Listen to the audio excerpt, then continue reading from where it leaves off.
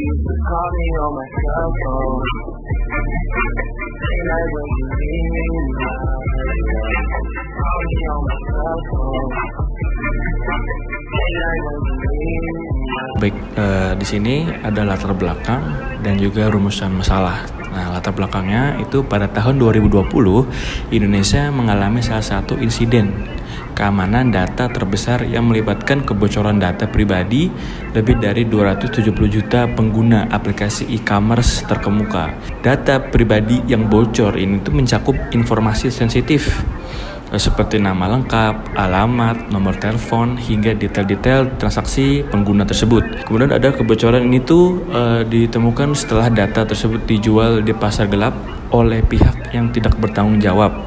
Nah, kasus ini menunjukkan celah besar dalam pengelolaan dan perlindungan data pribadi oleh perusahaan teknologi yang seharusnya itu tuh dapat menjamin keamanan informasi daripada penggunanya. Lalu ada rumusan masalah, yang dimana masalah utama yang diangkat dalam kasus ini adalah penyebab utama kebocoran data pribadi pengguna aplikasi e-commerce tersebut. Kemudian bagaimana sih dampak kebocoran data pribadi ini terhadap pengguna dan reputasi perusahaannya. Lalu apa upaya yang perlu dilakukan perusahaan untuk meningkatkan pengelolaan dan perlindungan data pribadi agar kejadian serupa itu tidak terulang di masa yang mendatang. Dari rumusan masalah dan latar belakang tersebut, di sini ada hasil penelitian yang dimana ditemukan beberapa faktor penyebab utamanya kebocoran data pribadi ini gitu ya. Nah, yang pertama itu jelas kelemahan dalam sistem keamanannya, yang dimana pengguna sistem keamanan yang tidak memadai ini seperti enskripsi data yang lemah dan rentan terhadap serangan dari hacker. Kedua, pengelolaan data yang buruk, yang dimana prosedur pengelolaan data yang tidak sesuai standar seperti penyimpanan data yang tidak aman dan kurangnya audit terhadap akses data oleh karyawan internal. Yang ketiga, kurangnya kesadaran dan pelatihan mengenai keamanan data. Nah, ini tuh banyak karyawan yang tidak terlatih untuk mengenali potensi ancaman terhadap data dan cara-cara untuk melindunginya gitu ya. Yang keempat, terakhir itu kurangnya regulasi dan juga pengawasan, yang dimana ini tuh jelas ya minimnya regulasi yang mengharuskan perusahaan itu untuk melakukan audit berkala terhadap sistem dan kebijakan perlindungan data tersebut gitu. Pembahasan kebocoran data ini menunjukkan betapa pentingnya perusahaan untuk memiliki kebijakan yang jelas dan efektif dalam melindungi data pribadi penggunanya. Kepercayaan konsumen terhadap perusahaan e-commerce sangat bergantung pada seberapa baik perusahaan tersebut menjaga data pribadi mereka. Jika perusahaan gagal menjaga data pribadi, maka dampaknya bisa sangat merugikan, baik dari segi keuangan maupun reputasi. Dalam kasus ini, pihak perusahaan gagal melakukan langkah-langkah mitigasi yang tepat untuk melindungi data pengguna. Kebocoran ini tidak hanya merugikan pengguna karena potensi penyalahgunaan data pribadi mereka tetapi juga merusak reputasi perusahaan yang bisa berdampak pada penurunan jumlah pengguna dan keuntungan finansial perusahaan. Yang pertama itu ada penyebab kebocoran data. Penyebab kebocoran data dapat disebabkan oleh dua faktor utama, yaitu yang pertama, kelemahan dalam keamanan sistem.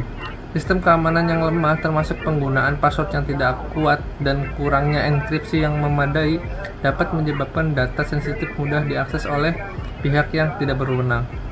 Yang kedua ada pengolahan data yang tidak tepat. Perusahaan yang tidak memiliki prosedur pengolahan data yang ketat atau yang menyimpan data dalam format yang tidak aman dapat meningkatkan risiko kebocoran data yang dilindungi dengan baik berisiko diakses oleh pihak yang tidak bertanggung jawab. 2. Dampak kebocoran data pribadi. Dampak kebocoran data pribadi sangat besar, baik bagi konsumen, perusahaan, maupun masyarakat. Yang pertama, bagi pengguna. Kebocoran data meningkatkan potensi penyalahgunaan informasi pribadi seperti pencurian identitas, penipuan, dan serangan fisik. Pengguna juga kehilangan rasa aman dan kepercayaan terhadap platform yang mengelola data mereka. Yang kedua, bagi perusahaan. Dampak kebocoran data bagi perusahaan sangat merugikan, mengancam reputasi dan keuangan. Perusahaan bisa kehilangan pelanggan, pendapatan, dan bahkan menghadapi denda atau sanksi dari regulator terkait perlindungan data pribadi. Yang ketiga, bagi masyarakat, kebocoran data dapat menurunkan kepercayaan terhadap sistem digital secara umum, memperlambat adopsi teknologi, serta mengurangi keinginan orang untuk berbagi data secara online, yang pada akhirnya bisa menghambat pertumbuhan ekonomi digital. 3. Pentingnya pengelolaan data perlindungan data pribadi. Pentingnya pengelolaan dan perlindungan data pribadi oleh perusahaan dapat dilakukan melalui langkah-langkah berikut. Yang pertama, peningkatan keamanan cyber. Gunakan teknologi keamanan terbaru seperti enkripsi dan firewall untuk melindungi data pribadi. 2. Penerapan kebijakan ketat. Terapkan standar ketat dalam pengelolaan data dan pastikan hanya pihak berwenang yang dapat mengaksesnya. Ketiga, audit berkala. Lakukan audit rutin untuk memastikan perlindungan data tetap sesuai standar. Lalu selanjutnya, pelatihan karyawan. Tingkatkan kesadaran dan keterampilan karyawan dalam menangani data pribadi dengan pelatihan yang tepat. Lalu ada nomor 4, pentingnya regulasi perlindungan data. Pentingnya regulasi perlindungan data juga sangat berperan dalam menjaga keamanan data pribadi. Pemerintah Indonesia perlu memperkenalkan peraturan yang lebih ketat tentang perlindungan data pribadi, seperti yang tercantum dalam Undang-Undang Perlindungan Data Pribadi yang disahkan pada tahun 2020. Regulasi ini bertujuan untuk menetapkan standar perlindungan data pribadi dan memberikan sanksi bagi perusahaan yang gagal melindungi data tersebut dengan baik. Lalu yang kelima, peran konsumen dalam perlindungan data. Konsumen juga memiliki peran penting dalam melindungi data mereka. Mereka harus lebih berhati-hati dalam memberikan data pribadi kepada aplikasi atau platform digital. Sebagai langkah pencegahan, pengguna dapat menggunakan kata sandi yang kuat, memperbarui informasi secara berkala, dan memperhatikan kebijakan privasi yang ditawarkan oleh platform. Kesimpulan, kebocoran data pribadi pada tahun 2020 menunjukkan betapa pentingnya perlindungan data pribadi bagi setiap pengguna di dunia digital. Perusahaan harus memprioritaskan pengelola dan perlindungan data dengan menerapkan sistem keamanan yang baik, melakukan audit secara berkala, serta memastikan semua karyawan terlatih dalam hal keamanan data. Regulasi yang ketat dan partisipasi aktif dari konsumen juga sangat penting untuk menciptakan ekosistem yang aman dan dapat dipercaya dalam dunia digital. Untuk rekomendasi, yaitu yang ke-1, peningkatan keamanan sistem. Perusahaan harus memperkuat sistem keamanan dengan teknologi terbaru seperti enkripsi data tingkat tinggi dan penerapan sistem pengawasan. Yang kedua, audit keamanan berkala. Melakukan audit rutin untuk mengidentifikasi kelemahan dan memastikan data tetap terlindungi. Yang ketiga, pelatihan karyawan.